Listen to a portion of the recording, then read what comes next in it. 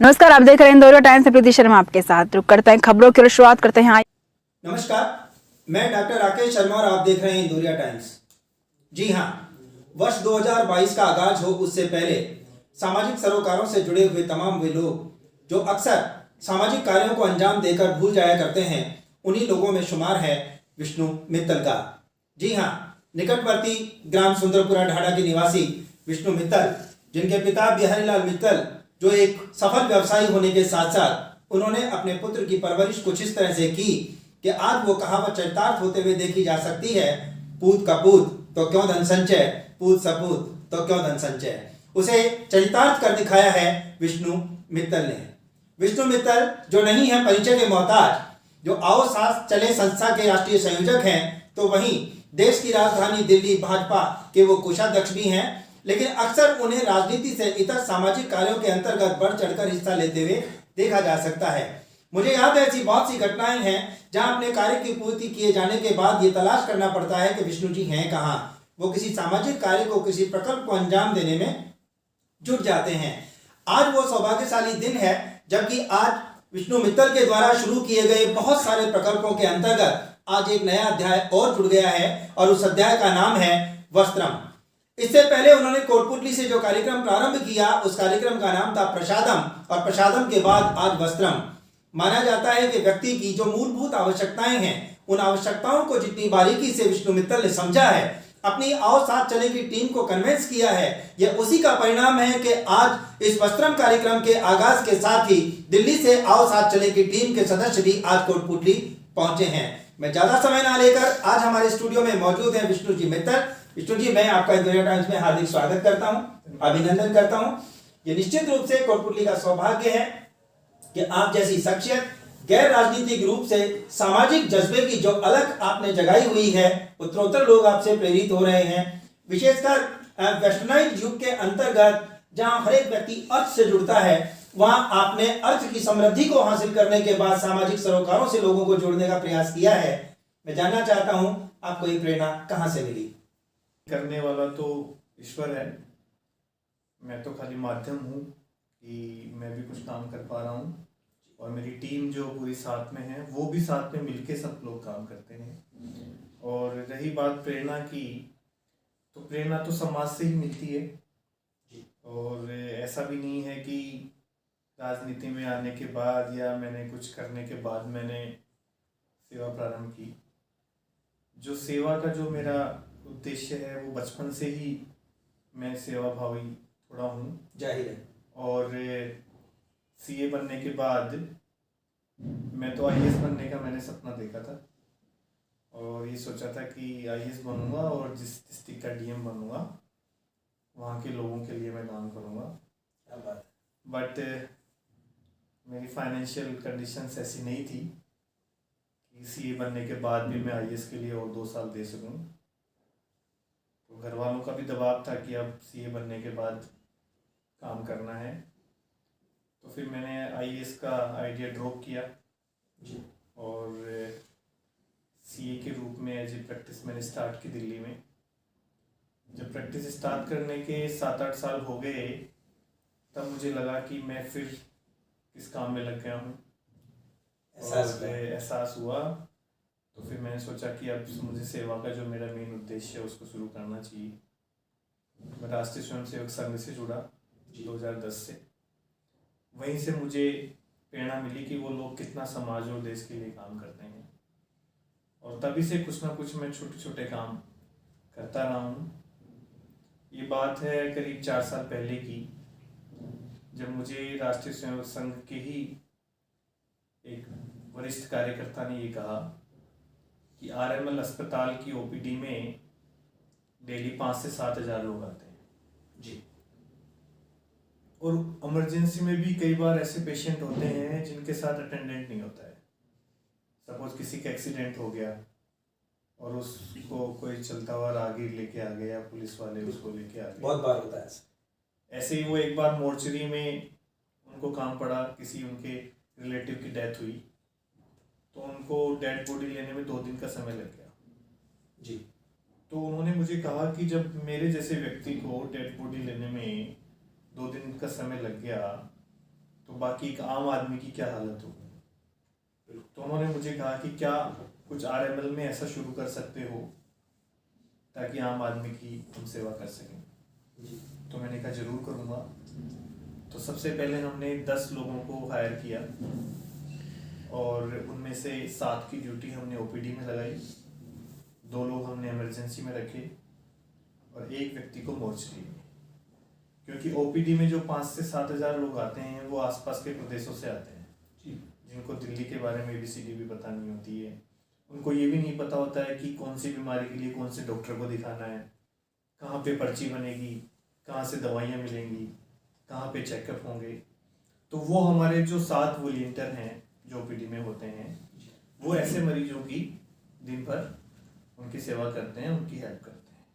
इसी तरीके से आपके प्रेरणा स्रोत कोई व्यक्ति विशेष नहीं रहे, बल्कि आपने स्वयं सेवक संघ जो है अपना, राष्ट्रीय स्वयं सेवक संघ, उसे अपना प्रेरणा स्रोत माना। और राजनीति तो बहुत दूर की बात है। कहते हैं कि व्यक्ति की परवरिश में ही वो सारी चीजें पहले से मौजूद होती हैं कि उसे आगे क्या करना होता है। पिता द्वारा प्राप्त संस्कार और माँ की वो शिक्षा, वो तमाम चीजें थी जिन्होंने विष्णु मित्तल को कुछ इस तरह से परवरिश के दौर में बनाया कि जैसे ही वो सक्षम और समृद्धि की ओर अग्रसर हुए, उन्होंने सबसे पहले शुरुआत की तो एक हॉस्पिटल से, दिल्ली का वो राम मनोहर लोहिया हॉस्पिटल, जहां आमतौर पर व्यक्ति जाने से पहले ये सोचता है कहाँ ठहरेगा, क्या खाएगा, कैसे क्या पता करेगा।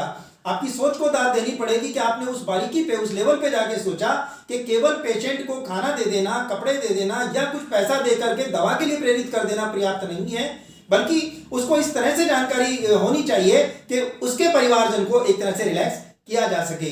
ये आपकी शुरुआत थी और शुरुआत के बाद एक के बाद एक जिस तरह से आपके इन सेवा प्रकल्पों को पंख लगे। काम करते हुए हमने देखा कि पेशेंट के जो अटेंडेंट होते हैं उनको भी खाने की समस्या है, तो क्यों ना हम अटेंडेंट्स को खाना प्रोवाइड करें।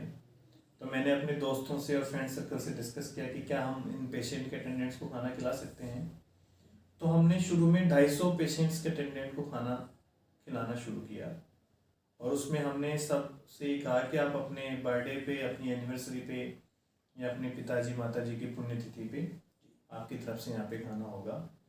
और उसका इतना अच्छा रेस्पॉन्स हुआ कि उसमें 300 से ज़्यादा लोग जुड़े। तब मैंने सोचा कि क्यों ना हम दूसरे अस्पताल के बाद शुरू करें। तो हमने लेडी हार्डिंग अस्पताल के बाद भी पेशेंट के अटेंडेंट को खाना शुरू किया। और साथ ही साथ हमने जब हमारे मेंबर्स बढ़ने लगे तो हमने सफदरजंग अस्पताल के बाद भी प्रसादम शुरू किया और एक प्रसादम हमारा कोटपुतली में BDM अस्पताल के बाद चलता है। तो 4 जगह प्रसादम हमारा चल रहा है। डेली लगभग 1250 लोगों को हम खाना खिलाते हैं और मेरा ये प्रयास है कि आने वाले 1 साल में मैं दिल्ली के 10 अस्पतालों के बाहर इसको शुरू करूँ। बहुत बड़ी बात होगी। संकल्प ऐसा जिसमें उत्तरोत्तर विकास हो सके, बात वो जिसकी चर्चा ना हो बल्कि उसे लोग हृदयंगम करते हुए देखे जा सकें। ऐसी ही शख्सियत का नाम है विष्णु मित्तल। विष्णु मित्तल जिन्होंने कोटपुतली तोरावाटी क्षेत्र के गौरव को कुछ इस कदर बढ़ा दिया है कि देश की राजधानी में बैठ करके भी विभिन्न प्रांतों से आए हुए लोगों को किस तरह से अटेंड करना है वो आपकी अपनी एक सोची समझी योजना के अंतर्गत शामिल है। मैं विष्णु जी आपसे ये जानना चाहूंगा कि प्रसादम अपने आप में एक बड़ा प्रकल्प था और वो आज भी चल रहा है। अभी जो वस्त्रम आज आपने शुरू किया है, इसके पीछे आपकी क्या सोच रही है? देखिए, वस्त्रम के लिए मेरे प्रेरणा स्रोत हैं हमारे लोकसभा अध्यक्ष आदरणीय ओम बिरला जी। उन्होंने 15 साल पहले कोटा में वस्त्रम शुरू किया था, उनका परिधान उनके नाम से है जी। और उसमें काफ़ी लोगों को फ़ायदा मिला। तो मैं भी ऐसे पूछता रहता हूँ लोगों से कि मुझे क्या करना चाहिए। तो उन्होंने मुझे कहा कि क्यों ना वस्त्रम भी आप शुरू करो। तो मैंने वस्त्रम शुरू करने का सोचा लगभग 2 महीने पहले और पहले यही प्लान था कि मैं दिल्ली में शुरू करूँगा। सब लोगों ने भी ये कहा कि दिल्ली में शुरू करना है, लेकिन मैंने कहा कि दिल्ली में तो फिर भी बहुत सारे लोग बहुत सारे काम करते हैं जी, लेकिन गांव में और छोटे कस्बों में इस तरीके का कोई प्रकल्प नहीं है। तो मैंने कहा कि पहले मैं राजस्थान में शुरू करूँगा और चूँकि मैं कोटपुतली से हूँ तो मैंने सोचा कि सबसे पहले कोटपुतली से ही शुरू करूँ। तो हमने कलेक्शन सेंटर दिल्ली बनाया है जी। हमने टोल फ्री नंबर इशू किया है दिल्ली में, उसको हम पब्लिसाइज कर रहे हैं। उस टोल फ्री नंबर पे लोगों के फ़ोन आते हैं और हमारे कार्यकर्ता घर पे जाके लोगों से कपड़े लेके आते हैं। दिल्ली में कलेक्शन सेंटर बनाने का एक रीजन और था कि वहाँ पे कपड़ों की क्वालिटी थोड़ी ज़्यादा अच्छी होती है और बहुत जल्दी फ्रिक्वेंटली लोग कपड़े चेंज करते हैं। तो वो सब कपड़े इकट्ठा करके हम पहले हमारे यहाँ सेंटर में उसकी धुलाई होगी, उस पर आयरन होगा और फिर हमने एक शोरूम टाइप बनाया है जिसमें बच्चों का, महिलाओं का और पुरुषों के अलग अलग हमने वो अलमारियाँ बनाई हैं, उसमें हम कपड़े रखेंगे। और साथ ही साथ हमने 2-3 शूज़ मैन्युफैक्चरर से भी टाई अप किया है कि उनके यहाँ पे कुछ ऐसे शूज़ निकलते हैं जो कि शोरूम में नहीं जा पाते, थोड़ा सा क्वालिटी इफेक्ट होने की वजह से, लेकिन वो नए शूज़ होते हैं जी। तो वो शूज़ भी हमने यहाँ पे रखे, यानी उनके लिए जो रिडक्शन का माल है वो हमने अवेलेबल होगा। और इसको हम और एक्सपेंड करेंगे, ये तो बहुत छोटा प्रारूप है, इसमें मैं साथ साथ में अभी कुछ दिनों में खिलौने भी शुरू करूँगा। बच्चों के जो अच्छे अच्छे खिलौने भी जो दिल्ली में होते हैं जी, वो भी इसके अंदर आएंगे। और शूज़ का मैंने कहा ही आपको, और जो भी घरेलू कई सारी चीज़ें और भी होती हैं जो कि काम में नहीं आती हैं, लोग बाग उसको रिटायर कर देते हैं, वो सब चीज़ें हम यहाँ पे शुरू करेंगे। यानी सिलसिलेवार आपने उन तमाम चीजों को पहले से ही अपने पेपर पे लिया हुआ है कि हम किस तरह से इस चीज को आगे चलाएंगे। अभी वार्ता के दौरान आपने बताया कि आपका ड्रीम हुआ करता था कि वो एक आईएएस बने और आईएएस बन के उस क्षेत्र विशेष के लोगों को जो भी वो लाभ पहुंचा सकते हैं वो पहुंचाएं, लेकिन शायद कुछ लोगों को ये मालूम है और बहुत से लोग जिन्हें मालूम नहीं है और आज जो इंदौरिया टाइम्स से मुखातिब हैं, मैं उन्हें यह भी बता दूं कि जिस तरह से एक शिक्षक जिंदगी शिक्षक बना रहता है और उसके पाठशाला से निकलने वाला हर एक व्यक्ति जो डॉक्टर होगा, इंजीनियर होगा, पायलट होगा, आईपीएस होगा, शिक्षक बेशक शिक्षक रह जाए, लेकिन उसके विद्यार्थी जब कुछ बन के सामने आते हैं तो बड़ी भीड़ के अंतर्गत शिक्षक एक ही बात कहते हुए देखा जा सकता है, I am proud of you. कुछ ऐसा ही कर दिखाया है विष्णु मित्तल ने। मैं उस चीज पर ले जाना चाहूंगा आपको जिसे आपने जैसा कि कहा कि आप प्रचार प्रसार में यकीन नहीं रखते, आप आए थे बेशक मिलने और मैंने निवेदन किया और आपने मेरे निवेदन को स्वीकार किया और आज के इस शो को जो लोग देख रहे हैं संभवतः वो निश्चित रूप से अपना प्रेरणा स्रोत विष्णु मित्तल को मानेंगे। तो मैं आपको ये बता देना चाहता हूं कि बेशक आपने अपना ड्रीम पूरा ना किया हो, लेकिन आज आप उन बेसहारा जरूरतमंद लोगों की शिक्षा, स्वास्थ्य, हेल्थ, उन तमाम चीजों की परवाह कुछ इस तरह से करते हैं कि आपकी परवरिश, आपके सहयोग से कुछ लोग आईएएस बनने का सपना सजो करके आगे बढ़ निकले हैं। ऐसे एक नहीं बहुत से उदाहरण हैं जिसमें घर में कमाने वाला कोई नहीं है, व्यवस्था कुछ नहीं है, सुबह है तो शाम नहीं है और शाम है तो सुबह नहीं, लेकिन किसी ने भी यदि आओ साथ चलेगी टीम के किसी सदस्य के माध्यम से भी वो बात यदि विष्णु मित्तल तक पहुंचाई है तो आपने अपने फ्रेंड्स के माध्यम से उसकी एक मीटिंग कॉल करके किस तरह से उन्हें आगे बढ़ाया है, ये अपने बहुत बड़ी काबिले तारीफ बात है। कोटपुतली तोरावाटी क्षेत्र का एक उदाहरण है जिसे मैं आपके माध्यम से जानना चाहूंगा कि वो परिवार जिसके परिवार को कैंसर हो चला है, परिवार में कोई है नहीं, उस परिवार को कैसे आपने सहयोग किया है, ये अपने आप में एक बड़ी बात है। मैं चाहता हूं उस एक पर्टिकुलर घटना को मैं आप ही से सुनूं। नारेला में जिनके मुखिया को कैंसर है जी और उनकी पत्नी को भी टीबी की बीमारी है और 3 बच्चे हैं जिसमें से जो उसका बेटा है वो भी अपाहिज है और बड़ी बुरी स्थिति है। तो मैंने मक्खन जी जो मेरे मित्र भी हैं और मीडिया के साथी हैं उनको कहा कि आप एक बार परिवार से मिलिए जाके और जो भी आपको लगे कि उसके लिए करना है वो करिए। तो मक्खन जी वहाँ पे तुरंत अपने आनंद मित्तल जी के साथ सब लोग वहाँ पे गए। पहले हमने उनको राशन भेजना शुरू किया, फिर हमें पता लगा कि उनकी दवाइयों का भी खर्चा है काफ़ी ज़्यादा, तो उन्होंने हमसे आग्रह किया कि क्या हमें कोई पेंशन मिल सकती है। तो हमने उसको 5,000 रुपये महीने की उसको हमने पेंशन भी शुरू की है। और अभी मैं लास्ट टाइम आया जब भी गया था उनके घर पे तो मैंने देखा कि वो जो 5,000 रुपये वो तो उनकी दवाइयों में ही चले जाते हैं। बिल्कुल। तो मैंने उनसे और आग्रह किया कि आप और बताइए हम क्या कर सकते हैं। देखिए वैसे तो अनगिनत परिवार ऐसे हैं जिनके लिए हम ऐसे कुछ कर सकते हैं, लेकिन फिर भी जो हमें ध्यान में दिलाता है, किसी भी तरीके से हमारे ध्यान में आता है तो हम कोशिश जरूर करते हैं कि उसके लिए कुछ ना कुछ करें। आपने कहा कि अनगिनत परिवार ऐसे हैं, लेकिन ऊपर वाला जब किसी को इस दुनिया में भेजता है तो चोंच के साथ चुगे का इंतजाम भी कर दिया करता है। आज यदि एक परिवार को गोद ले सकते हैं विष्णु मित्तल, उसके परिवार की सुख सुविधाओं का ध्यान रख सकते हैं, तो निसंदेह आपका जो समृद्ध मीडिया सर्किल है जो इस समय इंदौरिया टाइम्स से मुखातिब है, मैं निसंदेह उन सबको भी सैल्यूट करता हूं कि जिन्होंने आप कोटपुतली को रिप्रेजेंट करते हैं, तोरावाटी क्षेत्र का गौरव है, शान है। आने वाले नववर्ष को लेकर के भी बहुत सारी प्लानिंग्स रही होंगी।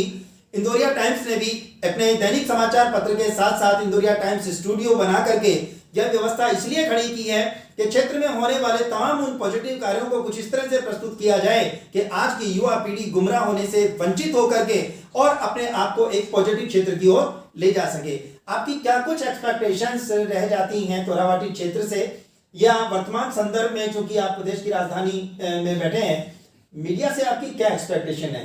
मैं ये मानता हूं सरकारें 5-5 साल में बदल जाती हैं, ये गैर राजनीति की सवाल समझे मेरा, लेकिन यदि कोई चीज स्थायी रूप से रहने वाली है तो वो लोकतंत्र के 4 स्तंभ हैं। उनमें से एक स्तंभ मीडिया को भी माना गया है। मीडिया से क्या एक्सपेक्टेशन है? देखिए, मीडिया को जो भी ये उपाधि देते हैं सब पॉलिटिकल पार्टी वाले लोग देते हैं। तो अभी सपोज मीडिया भाजपा सरकार है, कांग्रेस सरकार है, तो आपस में वही उपाधि देते हैं, लेकिन मीडिया का समाज के लिए बहुत बड़ा योगदान है। और मैं आपको अगर बताऊं, मेरे आओ साथ चले में अगर 100 मेंबर जुड़े हुए हैं तो 50 उसमें मीडिया के दोस्त हैं मेरे। बहुत अच्छी। और वो ही मुझे बताते हैं कि यहाँ पे ये करना है। एक बार मेरे किसी मित्र का फोन आया, मीडिया के मित्र का ही, जयपुर में कुछ ऐसे 200 परिवार थे जो कि कलाकार थे और उनको भोजन की बड़ी समस्या थी। वो मेरे मीडिया के मित्र ने मुझे बताया, और अगर वो मुझे ना बताते तो मैं शायद उनके लिए नहीं कर पाता। तो मीडिया तो समाज की को आगे बढ़ाने के लिए बहुत बड़ा काम कर रहा है। और आजकल तो मीडिया का बहुत बड़ा योगदान हो गया है कि ऐसी ऐसी बातें लोगों के सामने अब आने लग गई हैं जो पहले किसी को पता भी नहीं लग पाती थी। तो जो भी उपाधि लोग दें वो एक अलग बात है, लेकिन मीडिया का इस देश को आगे बढ़ाने में, इस समाज को आगे बढ़ाने में बहुत बड़ा योगदान है। आपने जयपुर का जो जिक्र किया, निसंदेह वो पहले भी एक बड़ा विषय हो सकता था। जिन नाट्यकर्मियों को आपने आओ साथ चले की संस्था के द्वारा सहयोग किया, काबिले तारीफ था, और मीडिया मित्र के द्वारा आपको सुझाया गया वो जो भी मैसेज था उसे आपने पूरा किया। प्रशासन का यदि कोई सबसे अच्छा मित्र हो सकता है तो वो मीडिया ही हो सकता है। मीडिया यदि निष्पक्षता से अपना कार्य करे और प्रशासन उसको अमली जामा पहनाने का प्रयास करे तो निस्संदेह समस्याएं खुद ब खुद सुलझ जाया करती हैं। आपका क्या मानना है? सही बात है, लेकिन मीडिया तो निष्पक्ष ही काम करता है मेरी नज़रों में। तो बाकी कोई कुछ भी कहे, लेकिन कहीं एक आध देखो उदाहरण तो सब तरीके के हो सकते हैं। मैं ये नहीं कहता कि वही सब लोग बिल्कुल ठीक ही होंगे। 1-2% लोग ऐसे भी होते हैं जो कि अपवाद होते हैं, लेकिन 98% लोग अच्छे ही हैं। और मैं जितने भी मीडिया वालों को जानता हूँ जो मेरे संपर्क में हैं, मैं देखता हूँ कि उन्होंने फाइनेंशियली कुछ भी अर्न नहीं किया। वो हमेशा खाली इतना ही कर पाए कि अपने परिवार का भरण पोषण ही कर पाते हैं वो। तो वो इसीलिए तो है कि वो इतनी ईमानदारी से काम कर रहे हैं जी। अगर मीडिया ही, जैसे लोग कहते हैं, अगर गलत चीजों में लग जाए तो उनके पास भी पैसे होते हैं। आज बहुत मेरे कम से कम 100 मित्र मीडिया के हैं और सब खाली इतना कमाते हैं कि अपना घर का काम बस चला सके। तो निष्पक्षता है, इसीलिए तो ऐसा है ना, एक्सेप्शन सब जगह। और वास्तव में मीडिया का इतना बड़ा रोल है, मैं तो बता नहीं सकता। और कि उनके माध्यम से ही पता लगता है कि क्या समाज में होना चाहिए, क्या समाज में हो रहा है, देश को कैसे आगे बढ़ाने में लोगों का कैसे योगदान हो। तो ये बहुत बड़ा रोल है। तोरावटी क्षेत्र का पहला दैनिक हिंदी समाचार पत्र इंदौरिया समाचार जगत, और उसी से जुड़ा है इंदौरिया टाइम्स। इसके भविष्य के बारे में आप क्या कहना चाहिए? आपको बहुत बहुत शुभकामनाएं। और आपको भी मैं लगभग पिछले 10 वर्षों से जानता हूँ। आज तक शायद मेरी तरफ से भी कोई इंदौरिया समाचार को कोई हेल्प नहीं की होगी, लेकिन फिर भी आप इतना सब कुछ जो कर रहे हैं वो अपने आप में छोटे शहरों में जो आपने इतना अच्छा स्टूडियो बनाया है, जो आपकी कवरेज में देखता हूँ, ये बहुत बड़ा काम है। और मैं ईश्वर से भी प्रार्थना करता हूँ कि इंदौरिया समाचार बहुत आगे बढ़े और आपका जो अखबार भी जो आपने दैनिक शुरू किया है उसकी भी लोगों तक रीच पड़े। और एक चीज़ और मैंने देखी आपके अखबार में, मैं पढ़ता भी हूँ जब आप मुझे व्हाट्सएप भेजते हैं, कि मुझे कोई भी ऐसी खबर नहीं मिलती जो किसी भी तरीके से बनावटी हो। कई बार जो लोगों को चुभने वाली जो खबर होती है, लेकिन जो सच होती है वो भी आपके अखबार में होती है। तो ये बहुत बड़ी बात है। अदरवाइज तो कई बार मैं देखता हूँ कि लोग कंप्रोमाइज कर जाते हैं, लेकिन आप उस हर सच्चाई को दिखाते हैं जो वास्तव में सच है। तो ये बहुत बड़ी बात है और लोगों को अखबार पढ़ना चाहिए अगर सच उसमें देखना है तो।